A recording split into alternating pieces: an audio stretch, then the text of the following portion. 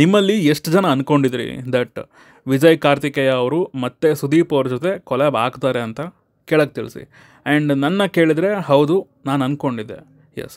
Hi hello ನಮಸ್ಕಾರ, ನೀವು ನೋಡ್ತಾ ಇದ್ದೀರಾ ನನ್ನ ಪ್ರಕಾರ. ಲಾಸ್ಟ್ ಒಂದು 5 ದಿನದಿಂದ ಕಿಚ್ಚ 47 ಸಿನಿಮಾ ಜುಲೈ 5ಕ್ಕೆ ಅನೌನ್ಸ್ ಆಗುತ್ತೆ ಅನ್ನೋ ಬಸ್ ಸೋಷಿಯಲ್ ಮೀಡ್ಯಾದಲ್ಲಿ ಹೆವಿ ಸುದ್ದಿ ಮಾಡ್ತಾಯಿತ್ತು. ಕೆಲವೊಬ್ಬರು ಮ್ಯಾಕ್ಸ್ ಪ್ರೀಕ್ವೆಲ್ ಅಂತ ಹೇಳ್ತಾಯಿದ್ರು, ಇನ್ನೊಬ್ಬರು ಮ್ಯಾಕ್ಸ್ 2 ಅಂತ ಹೇಳ್ತಾಯಿದ್ರು. ಬಟ್ ನನಗೆ ಪರ್ಸ್ನಲಿ ಮ್ಯಾಕ್ಸೇ ಆಗಿದ್ದರೆ ಪ್ರೀಕ್ವೆಲ್ ಆಗಲಿ ಅಂತ ಆಸೆ ಇತ್ತು.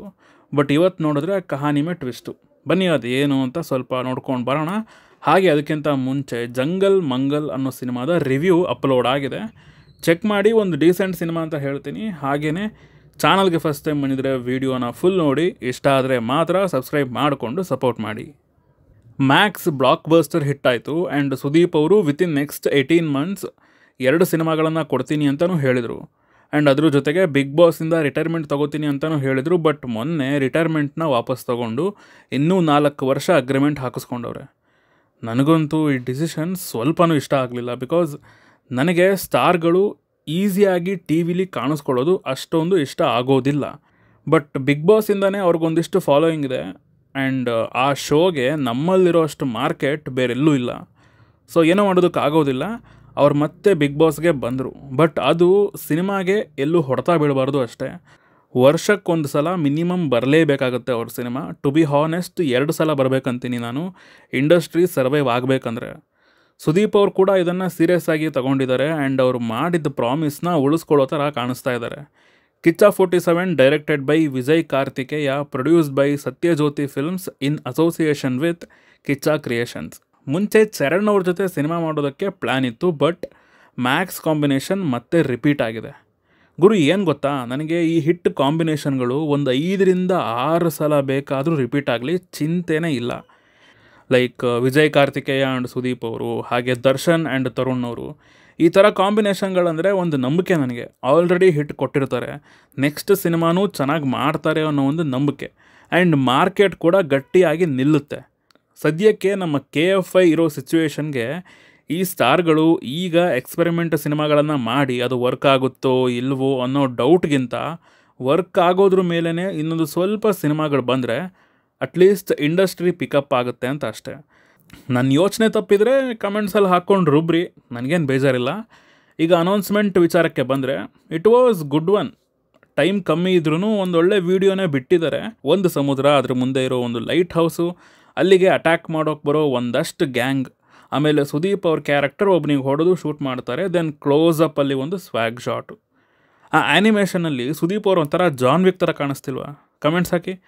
ಒಂದಂತೂ ಕನ್ಫರ್ಮ್, ಇದು ಕೂಡ ಒಂದು ಪ್ರಾಪರ್ ಆ್ಯಕ್ಷನ್ ಪ್ಯಾಕ್ಡ್ ಸಿನಿಮಾ ಅಂತೆ. 3 ಲೇಯರ್ಗಳಲ್ಲಿ ಕತೆ ಇರುತ್ತಂತೆ ಈ ಸಿನಿಮಾದಲ್ಲಿ. ಮತ್ತು ಎಮೋಷನ್ ಆ್ಯಂಡ್ ಆ್ಯಕ್ಷನ್ ಸ್ವಲ್ಪ ಜಾಸ್ತಿನೇ ಇರುತ್ತಂತೆ ಮ್ಯಾಕ್ಸ್ಗಿಂತ. ಒಳ್ಳೆಯದು. ಆ್ಯಂಡ್ ಒಂದು ವಿಚಾರ ಕೇಳಿ, ನಾನಂತೂ ಫುಲ್ ಹ್ಯಾಪಿ. ನನ್ನ ಮಗಂದು ಈ ಸಿನಿಮಾದಲ್ಲೂ ಹೀರೋಯಿನ್ ಇಲ್ಲ, ಎಸ್ಸಮ್ಮ. ಬಟ್ ಒಂದು ಇಂಪಾರ್ಟೆಂಟ್ ಫೀಮೇಲ್ ಕ್ಯಾರೆಕ್ಟರ್ ಇರುತ್ತಂತೆ ಕಥೆಯಲ್ಲಿ. ಹಾಗೆಯೇ ಸುದೀಪ್ ಅವರ ಕ್ಯಾರೆಕ್ಟರ್ ಈ ಸಿನಿಮಾದಲ್ಲಿ ಸ್ವಲ್ಪ ಜಾಸ್ತಿನೇ ಎಂಟರ್ಟೈನಿಂಗ್ ಆಗಿ ರಗಡ್ ಆಗಿರುತ್ತಂತೆ. ಜೊತೆಗೆ ರುಚಿಗೆ ತಕ್ಕಷ್ಟು ಎಮೋಷನ್ ಕೂಡ ಇರಲಿದೆಯಂತೆ. ಹಾಗೆಯೇ ಸಿನಿಮಾದ ಮೊದಲ 10 ನಿಮಿಷ ಹೆವಿ ಮಜಾ ಕೊಡುತ್ತೆ ಅಂತ ಹೇಳ್ತಾ ಇದ್ದಾರೆ ಡೈರೆಕ್ಟರ್ ಅವರು. ಆ್ಯಂಡ್ ಸುದೀಪ್ ಅವರು ಈ ಸಿನಿಮಾ ಇದೇ ವರ್ಷ ಡಿಸೆಂಬರ್ 25ಕ್ಕೆ ರಿಲೀಸ್ ಮಾಡೋ ಪ್ಲ್ಯಾನ್ ಇಟ್ಕೊಂಡು ಕೆಲಸ ಮಾಡ್ತಾ ಇದ್ದೀವಿ ಅಂತ ಹೇಳಿದ್ದಾರೆ. ಜುಲೈ 7ರಿಂದ ಸಿನಿಮಾದ ಶೂಟ್ ಶುರುವಾಗ್ತಾ ಇದೆ. ಹಾಗೆಯೇ ವಿಜಯ್ ಅವರು ನಮ್ಮ KFI ಆಡಿಯನ್ಸ್ನ ನೀಟಾಗಿ ಅರ್ಥ ಮಾಡಿಕೊಂಡು ಈ ಸಲ ಇನ್ನೂ ನೀಟಾಗಿ ಪ್ರಿಪೇರ್ ಆಗಿ ಬಂದಿದ್ದಾರಂತೆ. ಮ್ಯಾಕ್ಸಲ್ಲೂ ಕೆಲವು ನೆಗೆಟಿವ್ಸ್ ಇದ್ವು, ಬಟ್ ಅವುಗಳು ಇಲ್ಲಿ ರಿಪೀಟ್ ಆಗೋದಿಲ್ಲ ಅಂತ ನಂಬಿದ್ದೀನಿ. ಹಾಗೆಯೇ ಮ್ಯಾಕ್ಸಲ್ಲಿದ್ದ ಟೆಕ್ನಿಕಲ್ ಟೀಮ್ ಇಲ್ಲೂ ಕ್ಯಾರಿ ಆಗಿದೆ. ಅಜ್ನೀಶ್ ಅಣ್ಣ ಈ ಸಲ ಮಿಸ್ ಆಯಿತು. ಮ್ಯೂಸಿಕ್ ಚೆನ್ನಾಗಿದೆ ನಿಜವಾಗ್ಲೂ, ಬಟ್ ಏನದು ಲಿರಿಕ್ಸು? ದಾದಾ ಅನ್ನೋದನ್ನು ಯೂಸ್ ಮಾಡ್ಕೊಂಡಿದ್ದು ಚೆನ್ನಾಗಿತ್ತು, ಆದರೆ ಅದೇನದು? ಯಾರು ಗೊತ್ತಾ, ಪವರ್ ಗೊತ್ತಾ? ಅದು ತುಂಬ ಕ್ಲೀಶೆ ಫೀಲ್ ಕೊಡ್ತು. ಅಂದರೆ ಓವರ್ ಆಗಿ ಯೂಸ್ ಮಾಡಾಗಿದೆ ಆ ಲೈನ್ಗಳನ್ನು. ಬೇರೆದಿದ್ದರೆ ಚೆನ್ನಾಗಿರೋದು ಅಂತ ಅಷ್ಟೆ. ಮತ್ತು ಸುದೀಪ್ ಅವರು ಬ್ಯಾಕ್ ಟು ಬ್ಯಾಕ್ ಬೇರೆ ಬೇರೆ ಲ್ಯಾಂಗ್ವೇಜ್ ಪ್ರೊಡ್ಯೂಸರ್ಗಳ ಜೊತೆ ಯಾಕೆ ಸಿನಿಮಾ ಮಾಡ್ತಾ ಇದ್ದಾರೆ ಅನ್ನೋದಕ್ಕೂ ಕೂಡ ಉತ್ತರ ಕೊಟ್ಟಿದ್ದಾರೆ.